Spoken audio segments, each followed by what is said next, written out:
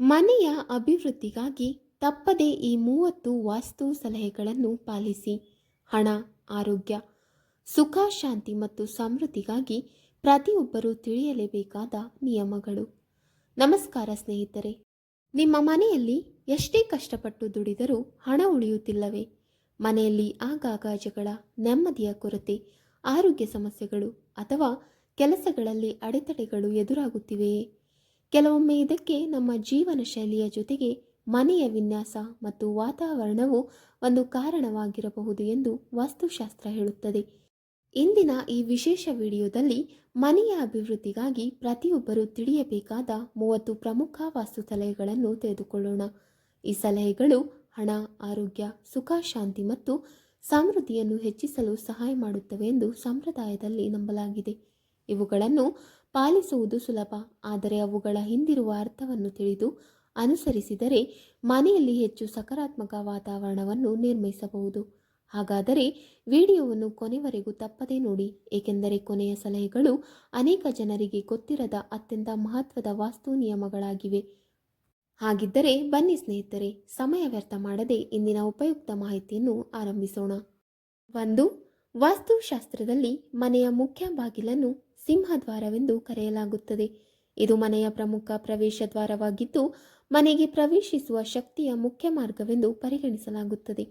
ನಾವು ಹೇಗೆ ಅನಾರೋಗ್ಯಕರ ಆಹಾರವನ್ನು ಸೇವಿಸಲು ಇಷ್ಟಪಡುವುದಿಲ್ಲವೋ ಅದೇ ರೀತಿ ಮನೆಯಲ್ಲಿ ನಕಾರಾತ್ಮಕ ಶಕ್ತಿ ಪ್ರವೇಶಿಸದಂತೆ ನೋಡಿಕೊಳ್ಳುವುದು ಕೂಡ ಮುಖ್ಯವೆಂದು ವಾಸ್ತು ಹೇಳುತ್ತದೆ. ವಾಸ್ತು ಪ್ರಕಾರ ಮುಖ್ಯ ಬಾಗಿಲು ಉತ್ತರ, ಪೂರ್ವ ಅಥವಾ ಈಶಾನ್ಯ ದಿಕ್ಕಿನಲ್ಲಿದ್ದರೆ ಶುಭವೆಂದು ನಂಬಲಾಗುತ್ತದೆ.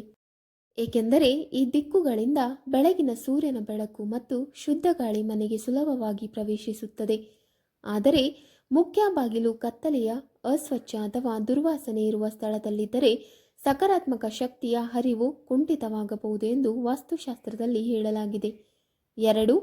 ಅಡುಗೆ ಮನೆ ಎಂದರೆ ಆಹಾರ ತಯಾರಾಗುವ ಸ್ಥಳ. ಆದ್ದರಿಂದ ವಾಸ್ತುಶಾಸ್ತ್ರದಲ್ಲಿ ಇದನ್ನು ಮನೆಯ ಹೃದಯವೆಂದು ಪರಿಗಣಿಸಲಾಗುತ್ತದೆ. ವಾಸ್ತುಶಾಸ್ತ್ರದ ಪ್ರಕಾರ ಅಡುಗೆ ಮನೆ ಆಗ್ನೇಯ ದಿಕ್ಕಿನಲ್ಲಿ ಇದ್ದರೆ ಅತ್ಯುತ್ತಮವೆಂದು ನಂಬಲಾಗುತ್ತದೆ, ಏಕೆಂದರೆ ಇದು ಅಗ್ನಿ ತತ್ವದ ದಿಕ್ಕು ಎಂದು ಹೇಳಲಾಗುತ್ತದೆ. ಅಡುಗೆ ಮನೆಯ ಪ್ರಮುಖ ವಾಸ್ತು ನಿಯಮಗಳಲ್ಲಿ ಒಂದೆಂದರೆ ಅಗ್ನಿ ಮತ್ತು ಜಲ ಪರಸ್ಪರ ವಿರುದ್ಧ ತತ್ವಗಳು ಎಂಬುದು. ಆದ್ದರಿಂದ ಗ್ಯಾಸ್ ಸ್ಟವ್ ಮತ್ತು ಸಿಂಕ್ ಅನ್ನು ಒಂದರ ಪಕ್ಕದಲ್ಲೇ ಇಡಬಾರದು ಎಂದು ವಾಸ್ತು ಸಲಹೆ ನೀಡುತ್ತದೆ.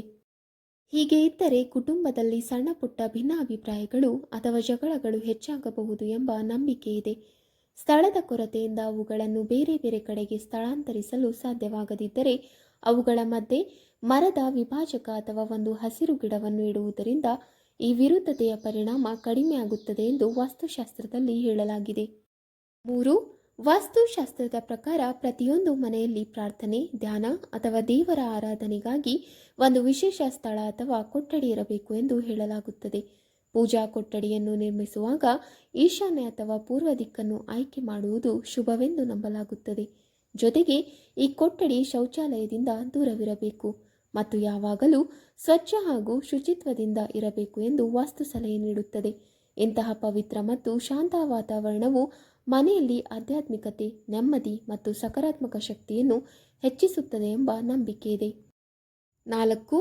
ವಾಸ್ತುಶಾಸ್ತ್ರದ ಪ್ರಕಾರ ಮನೆಯ ಮುಖ್ಯ ಬಾಗಿಲಿನ ಬಳಿ ನಿಂಬೆ, ಕಿತ್ತಳೆ ಅಥವಾ ಇತರ ಸಿಟ್ರಸ್ ಗಿಡಗಳನ್ನು ನೆಡುವುದು ಶುಭವೆಂದು ನಂಬಲಾಗುತ್ತದೆ. ಇಂತಹ ಗಿಡಗಳು ಮನೆಯ ಸುತ್ತಮುತ್ತ ಶಾಂತ, ಆಹ್ಲಾದಕರ ಮತ್ತು ಸಕಾರಾತ್ಮಕ ವಾತಾವರಣವನ್ನು ನಿರ್ಮಿಸಲು ಸಹಾಯ ಮಾಡುತ್ತವೆ ಎಂದು ಹೇಳಲಾಗುತ್ತದೆ. ವಿಶೇಷವಾಗಿ ಮುಖ್ಯ ಬಾಗಿಲಿನ ಎರಡೂ ಬದಿಗಳಲ್ಲಿ ಇವುಗಳನ್ನು ನೆಟ್ಟರೆ ಮನೆಯ ಸೌಂದರ್ಯ ಹೆಚ್ಚುವುದರ ಜೊತೆಗೆ ಹೊಸ ಚೈತನ್ಯ ಮತ್ತು ಉತ್ಸಾಹದ ವಾತಾವರಣ ಮೂಡುತ್ತದೆ. ಇದರಿಂದ ಮನೆಯಲ್ಲಿ ಸುಖ, ಶಾಂತಿ ಮತ್ತು ಸಮೃದ್ಧಿ ನೆಲೆಸುತ್ತದೆ ಎಂಬುದು ವಾಸ್ತುಶಾಸ್ತ್ರದ ಸಾಂಪ್ರದಾಯಿಕ ನಂಬಿಕೆಯಾಗಿದೆ. 5. ವಾಸ್ತುಶಾಸ್ತ್ರದ ಪ್ರಕಾರ ನೀರಿನ ಟ್ಯಾಂಕ್ನ ಸರಿಯಾದ ಸ್ಥಾನವು ಮನೆಯ ಸಮತೋಲನ ಮತ್ತು ಸಕಾರಾತ್ಮಕ ವಾತಾವರಣಕ್ಕೆ ಪ್ರಮುಖವೆಂದು ಪರಿಗಣಿಸಲಾಗುತ್ತದೆ. ವಾಸ್ತು ದೋಷಗಳನ್ನು ತಪ್ಪಿಸಲು ನೀರಿನ ಟ್ಯಾಂಕ್ ಅನ್ನು ಉತ್ತರ ದಿಕ್ಕಿನಲ್ಲಿ ಇಡುವುದು ಶುಭವೆಂದು ನಂಬಲಾಗುತ್ತದೆ. ಸರಿಯಾದ ಸ್ಥಳದಲ್ಲಿ ಟ್ಯಾಂಕ್ ಇದ್ದರೆ ಮನೆಯಲ್ಲಿ ಸಕಾರಾತ್ಮಕ ಶಕ್ತಿ ಮತ್ತು ನೆಮ್ಮದಿ ಹೆಚ್ಚುತ್ತದೆ ಎಂದು ಹೇಳಲಾಗುತ್ತದೆ. ಜೊತೆಗೆ ನೀರಿನ ಟ್ಯಾಂಕ್ ಅನ್ನು ನಿಯಮಿತವಾಗಿ ಸ್ವಚ್ಛಗೊಳಿಸುವುದು ಕೂಡ ಅತ್ಯಂತ ಮುಖ್ಯವಾದ ವಾಸ್ತು ಸಲಹೆಗಳಲ್ಲಿ ಒಂದಾಗಿದೆ. ಸ್ವಚ್ಛವಾದ ನೀರಿನ ಟ್ಯಾಂಕ್ ಆರೋಗ್ಯಕರ ವಾತಾವರಣವನ್ನು ಕಾಪಾಡಲು ಸಹ ಸಹಾಯಕವಾಗುತ್ತದೆ. 6. ಹಿಂದೂ ಸಂಪ್ರದಾಯದಲ್ಲಿ ತುಳಸಿ ಗಿಡವನ್ನು ಅತ್ಯಂತ ಪವಿತ್ರವೆಂದು ಪರಿಗಣಿಸಲಾಗುತ್ತದೆ.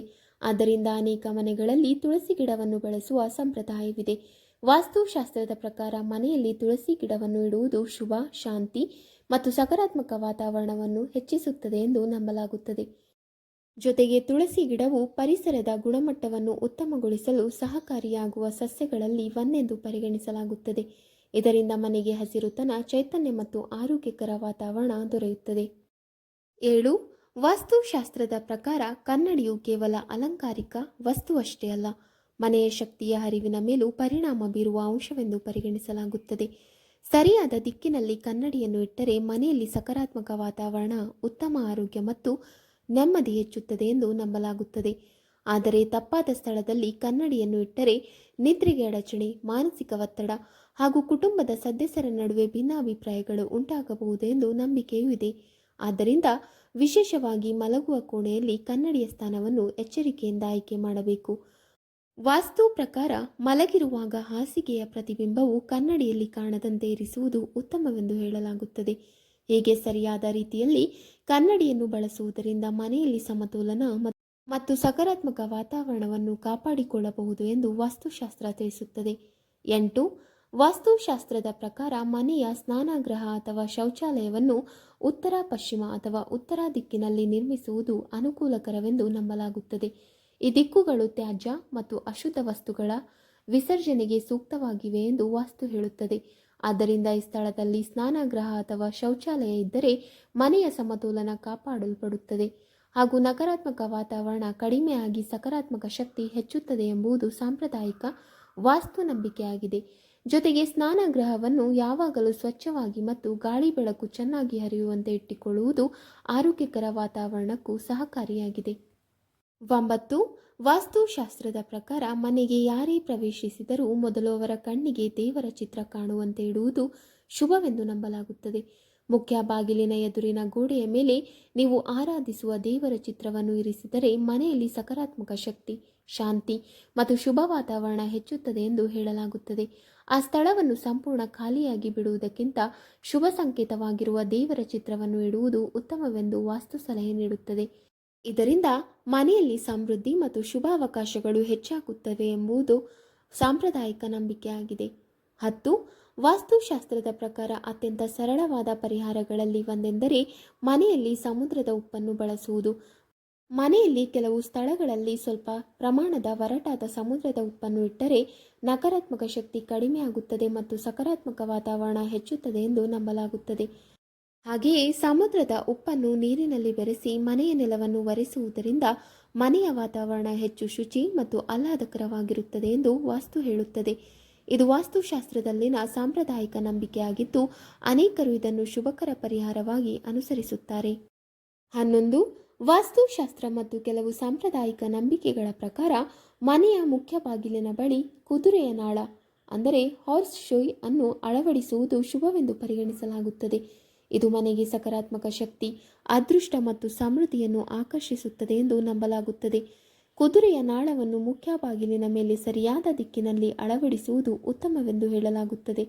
ಅದನ್ನು ತಲೆಕೆಳಗಾಗಿ ಅಳವಡಿಸಬಾರದು, ಏಕೆಂದರೆ ಹೀಗೆ ಮಾಡಿದರೆ ಅದರ ಶುಭ ಪರಿಣಾಮ ಕಡಿಮೆಯಾಗುತ್ತದೆ ಎಂಬುದು ಸಾಂಪ್ರದಾಯಿಕ ವಾಸ್ತು ನಂಬಿಕೆಯಾಗಿದೆ. 12. ವಾಸ್ತುಶಾಸ್ತ್ರದ ಪ್ರಕಾರ ಮನೆ ಎಂದರೆ ಕೇವಲ ಕಟ್ಟಡವಲ್ಲ, ಕುಟುಂಬದ ಪ್ರೀತಿ ಮತ್ತು ಒಗ್ಗಟ್ಟಿನಿಂದ ತುಂಬಿರುವ ಸ್ಥಳ. ಆದ್ದರಿಂದ ಹಾಲ್ ಅಥವಾ ಲಿವಿಂಗ್ ರೂಮ್ನಲ್ಲಿ ಕುಟುಂಬದ ಎಲ್ಲ ಸದಸ್ಯರ ನಗುತ್ತಿರುವ ದೊಡ್ಡ ಫೋಟೋ ಅಥವಾ ಸುಂದರವಾದ ಕುಟುಂಬದ ಚಿತ್ರಗಳನ್ನು ಅಳವಡಿಸುವುದು ಶುಭವೆಂದು ನಂಬಲಾಗುತ್ತದೆ. ಇದರಿಂದ ಕುಟುಂಬದ ಸದಸ್ಯರ ನಡುವೆ ಪ್ರೀತಿ, ಪರಸ್ಪರ ಗೌರವ, ಒಗ್ಗಟ್ಟು ಮತ್ತು ಉತ್ತಮ ಬಾಂಧವ್ಯ ಹೆಚ್ಚುತ್ತದೆ ಎಂದು ವಾಸ್ತು ಹೇಳುತ್ತದೆ. ಆದ್ದರಿಂದ ನಿಮ್ಮ ಕುಟುಂಬದ ಸಂತಸದ ಕ್ಷಣಗಳನ್ನು ಪ್ರತಿಬಿಂಬಿಸುವ ಸುಂದರ ಫ್ರೇಮ್ಗಳನ್ನು ಮನೆಯ ಹಾಲ್ನಲ್ಲಿ ಅಳವಡಿಸುವುದು ಉತ್ತಮವಾದ ವಾಸ್ತು ಸಲಹೆಗಳಲ್ಲಿ ಒಂದಾಗಿದೆ.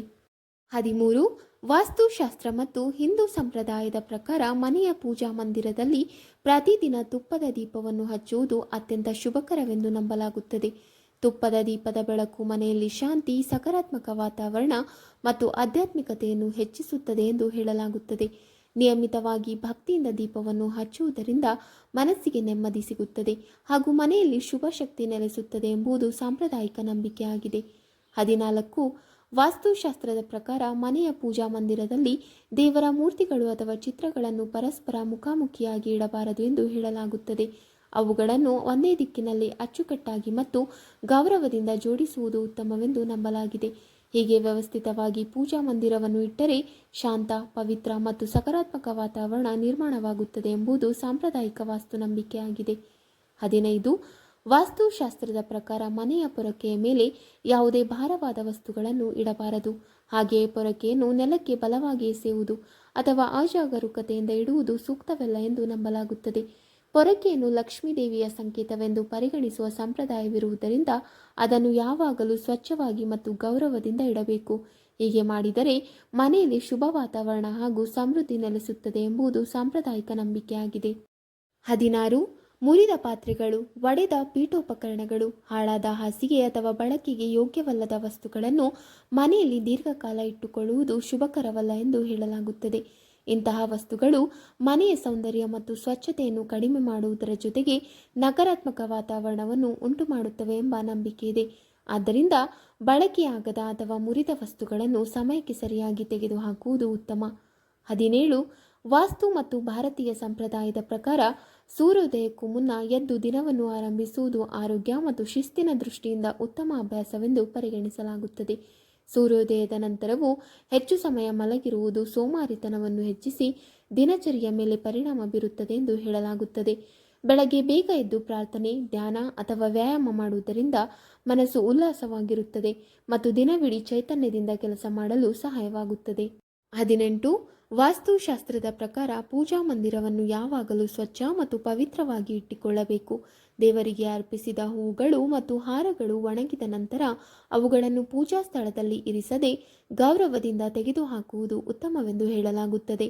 ಪ್ರತಿದಿನ ತಾಜಾ ಹೂವುಗಳಿಂದ ದೇವರನ್ನು ಅಲಂಕರಿಸುವುದು ಭಕ್ತಿ, ಶುಚಿತ್ವ ಮತ್ತು ಸಕಾರಾತ್ಮಕ ವಾತಾವರಣವನ್ನು ಹೆಚ್ಚಿಸುತ್ತದೆ ಎಂಬುದು ಸಾಂಪ್ರದಾಯಿಕ ನಂಬಿಕೆಯಾಗಿದೆ. 19. ವಾಸ್ತುಶಾಸ್ತ್ರ ಮತ್ತು ಹಿಂದೂ ಸಂಪ್ರದಾಯದ ಪ್ರಕಾರ ಪ್ರತಿದಿನ ಬೆಳಿಗ್ಗೆ ಮನೆಯ ಸ್ವಚ್ಛತೆಯನ್ನು ಪೂರ್ಣಗೊಳಿಸಿದ ನಂತರ ನೀರಿನಲ್ಲಿ ಸ್ವಲ್ಪ ಅರಿಶಿಣವನ್ನು ಬೆರೆಸಿ ವೀಳ್ಯದೆಲೆಯ ಸಹಾಯದಿಂದ ಮನೆಯ ಮೂಲೆ ಮೂಲೆಗೂ ಸಿಂಪಡಿಸುವುದು ಶುಭಕರವೆಂದು ನಂಬಲಾಗುತ್ತದೆ. ಅರಿಶಿಣವನ್ನು ಮಂಗಳಕರ, ಪವಿತ್ರತೆ ಮತ್ತು ಸಮೃದ್ಧಿಯ ಸಂಕೇತವೆಂದು ಪರಿಗಣಿಸಲಾಗುತ್ತದೆ. ಹೀಗೆ ಮಾಡುವುದರಿಂದ ಮನೆಯಲ್ಲಿ ಸಕಾರಾತ್ಮಕ ವಾತಾವರಣ ಹೆಚ್ಚಾಗಿ ಸುಖ, ಶಾಂತಿ ಮತ್ತು ಐಶ್ವರ್ಯ ನೆಲೆಸುತ್ತದೆ ಎಂಬುದು ಸಾಂಪ್ರದಾಯಿಕ ನಂಬಿಕೆಯಾಗಿದೆ. 20. ವಾಸ್ತುಶಾಸ್ತ್ರದ ಪ್ರಕಾರ ಧಾರ್ಮಿಕ ಪುಸ್ತಕಗಳು, ಪವಿತ್ರ ಗ್ರಂಥಗಳು ಮತ್ತು ದೇವರ ಸಂಬಂಧಿತ ಸಾಹಿತ್ಯವನ್ನು ಗೌರವದಿಂದ ಹಾಗೂ ಸರಿಯಾದ ಸ್ಥಳದಲ್ಲಿ ಇಡುವುದು ಶುಭವೆಂದು ನಂಬಲಾಗುತ್ತದೆ. ವಾಸ್ತು ಪ್ರಕಾರ ಇವುಗಳನ್ನು ಮನೆಯ ಪಶ್ಚಿಮ ದಿಕ್ಕಿನಲ್ಲಿ ಅಥವಾ ಪೂಜಾ ಸ್ಥಳದ ಸಮೀಪ ಅಚ್ಚುಕಟ್ಟಾಗಿ ಇಡುವುದು ಉತ್ತಮವೆಂದು ಹೇಳಲಾಗುತ್ತದೆ. ಧಾರ್ಮಿಕ ಪುಸ್ತಕಗಳನ್ನು ಹಾಸಿಗೆಯ ಒಳಗೆ, ಹಾಸಿಗೆಯ ಕೆಳಗೆ, ದಿಂಬಿನ ಕೆಳಗೆ ಅಥವಾ ಅವಮಾನವಾಗುವ ರೀತಿಯಲ್ಲಿ ಇಡುವುದು ಸೂಕ್ತವಲ್ಲ ಎಂಬುದು ಸಾಂಪ್ರದಾಯಿಕ ನಂಬಿಕೆಯಾಗಿದೆ. ಪವಿತ್ರ ಗ್ರಂಥಗಳನ್ನು ಸ್ವಚ್ಛವಾದ ಹಾಗೂ ಗೌರವಯುತ ಸ್ಥಳದಲ್ಲಿ ಇಡುವುದರಿಂದ ಮನೆಯಲ್ಲಿ ಆಧ್ಯಾತ್ಮಿಕತೆ, ಸಕಾರಾತ್ಮಕ ವಾತಾವರಣ ಮತ್ತು ನೆಮ್ಮದಿ ಹೆಚ್ಚುತ್ತದೆ ಎಂದು ವಾಸ್ತುಶಾಸ್ತ್ರ ತಿಳಿಸುತ್ತದೆ. 21. ವಾಸ್ತುಶಾಸ್ತ್ರದ ಪ್ರಕಾರ ಮನೆಯಲ್ಲಿ ಯಾರಿಗಾದರೂ ರಾತ್ರಿ ಸರಿಯಾಗಿ ನಿದ್ರೆ ಬಾರದಿದ್ದರೆ ಅಥವಾ ಸ್ವಭಾವದಲ್ಲಿ ಕಿರಿಕಿರಿ, ಅಶಾಂತಿ ಹೆಚ್ಚಾಗಿದ್ದರೆ ದಕ್ಷಿಣ ದಿಕ್ಕಿನ ಕಡೆ ತಲೆ ಇಟ್ಟು ಮಲಗುವುದು ಉತ್ತಮವೆಂದು ನಂಬಲಾಗುತ್ತದೆ. ಈ ದಿಕ್ಕಿನಲ್ಲಿ ಮಲಗುವುದರಿಂದ ಮನಸ್ಸಿಗೆ ನೆಮ್ಮದಿ ದೊರೆಯುತ್ತದೆ, ಉತ್ತಮ ನಿದ್ರೆ ಬರಲು ಸಹಾಯವಾಗುತ್ತದೆ ಹಾಗೂ ಮಾನಸಿಕ ಸಮತೋಲನ ಹೆಚ್ಚುತ್ತದೆ ಎಂದು ವಾಸ್ತುಶಾಸ್ತ್ರ ಹೇಳುತ್ತದೆ. ಆದರೆ ನಿದ್ರಾಹೀನತೆ ಅಥವಾ ಇತರ ಆರೋಗ್ಯ ಸಮಸ್ಯೆಗಳು ದೀರ್ಘಕಾಲ ಮುಂದುವರೆದರೆ ವೈದ್ಯರನ್ನು ಸಂಪರ್ಕಿಸುವುದು ಅಗತ್ಯ. 22. ವಾಸ್ತುಶಾಸ್ತ್ರದ ಪ್ರಕಾರ ಮನೆಯ ಈಶಾನ್ಯ ಅಂದರೆ ಉತ್ತರ ಪೂರ್ವ ದಿಕ್ಕನ್ನು ಅತ್ಯಂತ ಪವಿತ್ರ ಮತ್ತು ಶುಭಕರವಾದ ಸ್ಥಳವೆಂದು ಪರಿಗಣಿಸಲಾಗುತ್ತದೆ. ಆದ್ದರಿಂದ ಈ ಭಾಗದಲ್ಲಿ ಕಸ, ಅನಗತ್ಯ ವಸ್ತುಗಳು, ಭಾರವಾದ ಸಾಮಾನುಗಳು ಅಥವಾ ಯಂತ್ರೋಪಕರಣಗಳನ್ನು ಇಡಬಾರದು ಎಂದು ಹೇಳಲಾಗುತ್ತದೆ. ಈ ಸ್ಥಳವನ್ನು ಯಾವಾಗಲೂ ಸ್ವಚ್ಛ, ತೆರವು ಮತ್ತು ಬೆಳಕಿನಿಂದ ಕೂಡಿರುವಂತೆ ಇಟ್ಟರೆ ಮನೆಯಲ್ಲಿ ಸಕಾರಾತ್ಮಕ ವಾತಾವರಣ ಹಾಗೂ ಶುಭಶಕ್ತಿ ಹೆಚ್ಚುತ್ತದೆ ಎಂಬುದು ಸಾಂಪ್ರದಾಯಿಕ ನಂಬಿಕೆಯಾಗಿದೆ. ಅದೇ ರೀತಿ ಮನೆಯ ಮುಖ್ಯ ಪ್ರವೇಶ ದ್ವಾರದ ಎರಡೂ ಬದಿಗಳಲ್ಲಿ ಅಶೋಕದ ಮರವನ್ನು ನೆಡುವುದು ಶುಭವೆಂದು ವಾಸ್ತುಶಾಸ್ತ್ರದಲ್ಲಿ ಹೇಳಲಾಗಿದೆ. ಅಶೋಕದ ಮರವು ಸಂತೋಷ, ಸಮೃದ್ಧಿ ಮತ್ತು ಶಾಂತಿಯ ಸಂಕೇತವೆಂದು ಪರಿಗಣಿಸಲಾಗುತ್ತದೆ. ಇದರಿಂದ ಕುಟುಂಬದ ಅಭಿವೃದ್ಧಿ, ನೆಮ್ಮದಿ ಮತ್ತು ಶುಭ ವಾತಾವರಣ ಹೆಚ್ಚುತ್ತದೆ ಎಂಬುದು ಸಾಂಪ್ರದಾಯಿಕ ವಾಸ್ತು ನಂಬಿಕೆಯಾಗಿದೆ. 23. ವಾಸ್ತುಶಾಸ್ತ್ರದ ಪ್ರಕಾರ ಮನೆಯ ಈಶಾನ್ಯ ದಿಕ್ಕು ಅಥವಾ ಬ್ರಹ್ಮಸ್ಥಳದಲ್ಲಿ ಶುಭ ಮುಹೂರ್ತದಲ್ಲಿ ಸ್ಫಟಿಕ ಶ್ರೀಯಂತ್ರವನ್ನು ಪ್ರತಿಷ್ಠಾಪಿಸುವುದು ಮಂಗಳಕರವೆಂದು ನಂಬಲಾಗುತ್ತದೆ. ಶ್ರೀಯಂತ್ರವನ್ನು ಮಹಾಲಕ್ಷ್ಮಿಯ ಕೃಪೆಯ ಸಂಕೇತವೆಂದು ಪರಿಗಣಿಸಲಾಗುತ್ತದೆ. ಇದನ್ನು ಭಕ್ತಿಯಿಂದ ಪೂಜಿಸಿದರೆ ಮನೆಯಲ್ಲಿ ಸುಖ, ಶಾಂತಿ, ಸಮೃದ್ಧಿ ಮತ್ತು ಸಕಾರಾತ್ಮಕತೆ ವಾತಾವರಣ ಹೆಚ್ಚುತ್ತದೆ ಎಂಬುದು ಸಾಂಪ್ರದಾಯಿಕ ನಂಬಿಕೆಯಾಗಿದೆ. ಜೊತೆಗೆ ಮನೆಯಲ್ಲಿರುವ ವಾಸ್ತು ದೋಷಗಳ ಪರಿಣಾಮವನ್ನು ಕಡಿಮೆ ಮಾಡಲು ಸಹ ಇದು ಸಹಾಯಕವಾಗುತ್ತದೆ ಎಂದು ವಾಸ್ತುಶಾಸ್ತ್ರದಲ್ಲಿ ಹೇಳಲಾಗಿದೆ. 24. ವಾಸ್ತುಶಾಸ್ತ್ರದ ಪ್ರಕಾರ ಮನೆಯ ಯಾವುದೇ ಕೋಣೆಯಲ್ಲಿ ಒಣಗಿದ ಹೂಗಳು ಅಥವಾ ಒಣಗಿದ ಹೂಗುಚ್ಛಗಳನ್ನು ದೀರ್ಘಕಾಲ ಇಟ್ಟುಕೊಳ್ಳುವುದು ಶುಭಕರವಲ್ಲ ಎಂದು ನಂಬಲಾಗುತ್ತದೆ. ಹೂದಾನಿಯಲ್ಲಿರುವ ಹೂವುಗಳು ಒಣಗಿದ ತಕ್ಷಣ ಅವುಗಳನ್ನು ತೆಗೆದು ಹೊಸ ತಾಜಾ ಹೂಗಳನ್ನು ಅಲಂಕರಿಸುವುದು ಉತ್ತಮವೆಂದು ಹೇಳಲಾಗುತ್ತದೆ. ತಾಜಾ ಹೂವುಗಳು ಮನೆಯ ಸೌಂದರ್ಯವನ್ನು ಹೆಚ್ಚಿಸುವುದರ ಜೊತೆಗೆ ಉಲ್ಲಾಸಕರ ಮತ್ತು ಸಕಾರಾತ್ಮಕ ವಾತಾವರಣವನ್ನು ಮೂಡಿಸುತ್ತವೆ ಎಂಬುದು ಸಾಂಪ್ರದಾಯಿಕ ನಂಬಿಕೆಯಾಗಿದೆ. ಆದ್ದರಿಂದ ಒಣಗಿದ ಹೂವುಗಳನ್ನು ಸಮಯಕ್ಕೆ ಸರಿಯಾಗಿ ತೆಗೆದುಹಾಕಿ ಮನೆಯ ಶುಚಿತ್ವ ಮತ್ತು ಪಾವಿತ್ರ್ಯತೆಯನ್ನು ಕಾಪಾಡಿಕೊಳ್ಳುವುದು ಉತ್ತಮ. 25. ವಾಸ್ತುಶಾಸ್ತ್ರ ಮತ್ತು ಹಿಂದೂ ಸಂಪ್ರದಾಯದ ಪ್ರಕಾರ ಪ್ರತಿದಿನ ಬೆಳಗ್ಗೆ ಕೆಲವು ನಿಮಿಷಗಳ ಕಾಲ ಓಂ ನಮಃ ಶಿವಾಯ ಎಂಬ ಮಂತ್ರದ ಧ್ವನಿ ಅಥವಾ ನಿಮ್ಮ ಇಷ್ಟದೇವರ ಯಾವುದೇ ಪವಿತ್ರ ಮಂತ್ರವನ್ನು ಮನೆಯಲ್ಲಿ ನಿಧಾನವಾಗಿ ಕೇಳಿಸುವುದು ಶುಭಕರವೆಂದು ನಂಬಲಾಗುತ್ತದೆ. ಇಂತಹ ಮಂತ್ರಗಳ ಮಧುರನಾದವು ಮನೆಯಲ್ಲಿ ಶಾಂತ, ಆಧ್ಯಾತ್ಮಿಕ ಮತ್ತು ಸಕಾರಾತ್ಮಕ ವಾತಾವರಣ ನಿರ್ವಹಿಸುತ್ತದೆ ಎಂದು ಹೇಳಲಾಗುತ್ತದೆ. ಜೊತೆಗೆ ಮನೆಯಲ್ಲಿರುವ ನಕಾರಾತ್ಮಕತೆಯನ್ನು ಕಡಿಮೆ ಮಾಡಿ ಮನಸ್ಸಿಗೆ ನೆಮ್ಮದಿ ಹಾಗೂ ಭಕ್ತಿ ಭಾವವನ್ನು ಹೆಚ್ಚಿಸಲು ಸಹಾಯಕವಾಗುತ್ತದೆ ಎಂಬುದು ಸಾಂಪ್ರದಾಯಿಕ ವಾಸ್ತು ನಂಬಿಕೆಯಾಗಿದೆ. 26. ವಾಸ್ತುಶಾಸ್ತ್ರದ ಪ್ರಕಾರ ಮನೆಯ 3 ಬಾಗಿಲುಗಳು ಒಂದೇ ಸರಳ ರೇಖೆಯಲ್ಲಿ ಬರುವಂತೆ ನಿರ್ಮಿಸುವುದನ್ನು ಸಾಮಾನ್ಯವಾಗಿ ತಪ್ಪಿಸುವುದು ಉತ್ತಮವೆಂದು ಹೇಳಲಾಗುತ್ತದೆ. ಹಾಗೆಯೇ ಮನೆ ನಿರ್ಮಿಸುವಾಗ ಬಾಗಿಲುಗಳು ಮತ್ತು ಕಿಟಕಿಗಳ ಸಂಖ್ಯೆಯ ಬಗ್ಗೆ ವಾಸ್ತು ನಿಯಮಗಳನ್ನು ಕೆಲವರು ಪರಿಗಣಿಸುತ್ತಾರೆ. ಮೆಟ್ಟಿಲುಗಳ ಸಂಖ್ಯೆಯು ಬೆಸ ಸಂಖ್ಯೆಯಾಗಿದ್ದರೆ ಶುಭವೆಂದು ಸಾಂಪ್ರದಾಯಿಕವಾಗಿ ನಂಬಲಾಗುತ್ತದೆ. ಕೆಲವು ವಾಸ್ತು ನಂಬಿಕೆಗಳ ಪ್ರಕಾರ ಬಳಸುವ ಅಗತ್ಯವಿಲ್ಲದ ಬಾಗಿಲು ಅಥವಾ ಕಿಟಕಿಯನ್ನು ಮುಚ್ಚಿಡುವುದು ಉತ್ತಮವೆಂದು ಹೇಳಲಾಗುತ್ತದೆ. ಆದರೆ ಇವು ಸಾಂಪ್ರದಾಯಿಕ ವಾಸ್ತು ನಂಬಿಕೆಗಳಾಗಿದ್ದು ಮನೆ ವಿನ್ಯಾಸದಲ್ಲಿ ಸುರಕ್ಷತೆ, ಗಾಳಿ ಬೆಳಕು ಮತ್ತು ಅನುಕೂಲತೆಯನ್ನು ಸಮಾನವಾಗಿ ಗಮನಿಸುವುದು ಮುಖ್ಯ. 27.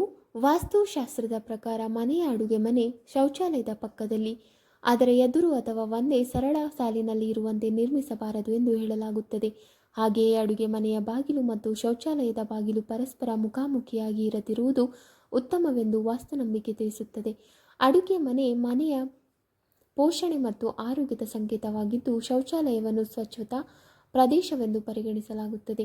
ಆದ್ದರಿಂದ ಈ ಎರಡರ ನಡುವೆ ಸೂಕ್ತ ಅಂತರ ಮತ್ತು ಪ್ರತ್ಯೇಕತೆ ಇದ್ದರೆ ಮನೆಯ ಸ್ವಚ್ಛತೆ, ಸಕಾರಾತ್ಮಕ ವಾತಾವರಣ ಮತ್ತು ಸಮತೋಲನ ಕಾಪಾಡಿಕೊಳ್ಳಲು ಸಹಾಯಕವಾಗುತ್ತದೆ ಎಂಬುದು ಸಾಂಪ್ರದಾಯಿಕ ವಾಸ್ತುನಂಬಿಕೆಯಾಗಿದೆ. 28. ವಾಸ್ತುಶಾಸ್ತ್ರದ ಪ್ರಕಾರ ಮನೆಯಲ್ಲಿ ವಾಸ್ತು ದೋಷವಿದೆ ಎಂದು ನಂಬುವವರು ಅದರ ಪರಿಣಾಮವನ್ನು ಕಡಿಮೆ ಮಾಡಲು ಕೆಲವು ಸಾಂಪ್ರದಾಯಿಕ ಪರಿಹಾರಗಳನ್ನು ಅನುಸರಿಸುತ್ತಾರೆ. ಅವುಗಳಲ್ಲಿ ಒಂದು ಎಂದರೆ ಮನೆಯ ಆಗ್ನೇಯ ಅಂದರೆ ದಕ್ಷಿಣ ಪೂರ್ವ ದಿಕ್ಕಿನಲ್ಲಿ ಮಣ್ಣಿನ ಮಡಕೆಯಲ್ಲಿ ಶುದ್ಧ ನೀರನ್ನು ತುಂಬಿ ಇಡುವುದು. ಹೀಗೆ ಮಾಡಿದರೆ ಮನೆಯಲ್ಲಿರುವ ನಕಾರಾತ್ಮಕ ವಾತಾವರಣ ಕಡಿಮೆಯಾಗಿ ಶುಭ ಶಕ್ತಿ ಹೆಚ್ಚುತ್ತದೆ ಎಂಬುದು ಸಾಂಪ್ರದಾಯಿಕ ವಾಸ್ತುನಂಬಿಕೆಯಾಗಿದೆ. ಅದೇ ರೀತಿ ಮನೆ ಒರೆಸುವ ನೀರಿಗೆ ಸ್ವಲ್ಪ ಕಲ್ಲು ಉಪ್ಪು ಅಥವಾ ಫಿಟ್ಕರಿ ಅಂದರೆ ಯಾಲಂ ಬೆರೆಸಿ ನೆಲವನ್ನು ಸ್ವಚ್ಛಗೊಳಿಸುವುದು ಕೂಡ ಶುಭಕರವೆಂದು ಕೆಲವರು ನಂಬುತ್ತಾರೆ. ಇದರಿಂದ ಮನೆಯ ಸ್ವಚ್ಛತೆ ಹೆಚ್ಚುವುದರ ಜೊತೆಗೆ ನಕಾರಾತ್ಮಕ ವಾತಾವರಣ ದೂರವಾಗಿ ಮನೆಯಲ್ಲಿ ಶಾಂತಿ ಮತ್ತು ಸಕಾರಾತ್ಮಕತೆ ನೆಲೆಸುತ್ತದೆ ಎಂದು ವಾಸ್ತುಶಾಸ್ತ್ರದಲ್ಲಿ ಹೇಳಲಾಗಿದೆ. 29. ವಾಸ್ತುಶಾಸ್ತ್ರದ ಪ್ರಕಾರ ಮನೆಯಲ್ಲಿ ಸಾಕಷ್ಟು ನೈಸರ್ಗಿಕ ಬೆಳಕು ಮತ್ತು ಗಾಳಿಯ ಸಂಚಾರವಿದ್ದರೆ ಸಕಾರಾತ್ಮಕ ವಾತಾವರಣ ಹೆಚ್ಚುತ್ತದೆ ಎಂದು ನಂಬಲಾಗುತ್ತದೆ. ಆದ್ದರಿಂದ ಮನೆಯ ಕೋಣೆಗಳನ್ನು ಸಾಧ್ಯವಾದಷ್ಟು ಬೆಳಕಿನಿಂದ ಕೂಡಿರುವಂತೆ ಇಟ್ಟುಕೊಳ್ಳುವುದು ಉತ್ತಮವೆಂದು ಹೇಳಲಾಗುತ್ತದೆ. ಬೆಳಕು ತುಂಬಿದ ಮನೆ ಉಲ್ಲಾಸಕರ, ಸ್ವಚ್ಛ ಮತ್ತು ಚೈತನ್ಯಭರಿತ ವಾತಾವರಣವನ್ನು ನಿರ್ಮಿಸಲು ಸಹಕಾರಿಯಾಗುತ್ತದೆ ಎಂಬುದು ಸಾಂಪ್ರದಾಯಿಕ ನಂಬಿಕೆಯಾಗಿದೆ. ವಾಸ್ತುಶಾಸ್ತ್ರದ ಪ್ರಕಾರ ಮನೆಯ ವಾಯುವ್ಯ ಅಂದರೆ ಉತ್ತರ ಪಶ್ಚಿಮ ದಿಕ್ಕನ್ನು ವಾಯುದೇವರ ಸ್ಥಾನವೆಂದು ಪರಿಗಣಿಸಲಾಗುತ್ತದೆ. ಈ ದಿಕ್ಕಿನಲ್ಲಿ ಸಾಕಷ್ಟು ಬೆಳಕು ಮತ್ತು ಗಾಳಿಯ ಸಂಚಾರ ಇರಿಸುವುದು ಶುಭಕರವೆಂದು ಹೇಳಲಾಗುತ್ತದೆ. ಜೊತೆಗೆ ಈ ಭಾಗದಲ್ಲಿ ಮುರಿದ, ಹಾಳಾದ ಅಥವಾ ಬಳಕೆಯಾಗದ ಅನಗತ್ಯ ವಸ್ತುಗಳನ್ನು ಸಂಗ್ರಹಿಸಿಡಬಾರದು ಎಂಬುದು ವಾಸ್ತು ನಂಬಿಕೆಯಾಗಿದೆ. ಈ ಸ್ಥಳವನ್ನು ಸ್ವಚ್ಛವಾಗಿ ಮತ್ತು ಅಚ್ಚುಕಟ್ಟಾಗಿ ಇಟ್ಟರೆ ಮನೆಯಲ್ಲಿ ಸಕಾರಾತ್ಮಕ ವಾತಾವರಣ ಹಾಗೂ ಶುಭ ಶಕ್ತಿ ಹೆಚ್ಚುತ್ತದೆ ಎಂದು ಹೇಳಲಾಗುತ್ತದೆ. 30. ವಾಸ್ತುಶಾಸ್ತ್ರದ ಪ್ರಕಾರ ಮನೆಯ ಮುಖ್ಯ ಬಾಗಿಲಿಗೆ ವಿಶೇಷ ಮಹತ್ವವಿದೆ. ಸಕಾರಾತ್ಮಕ ಶಕ್ತಿ ಮನೆಗೆ ಪ್ರವೇಶಿಸುವ ಪ್ರಮುಖ ಮಾರ್ಗವೆಂದು ಇದನ್ನು ಪರಿಗಣಿಸಲಾಗುತ್ತದೆ.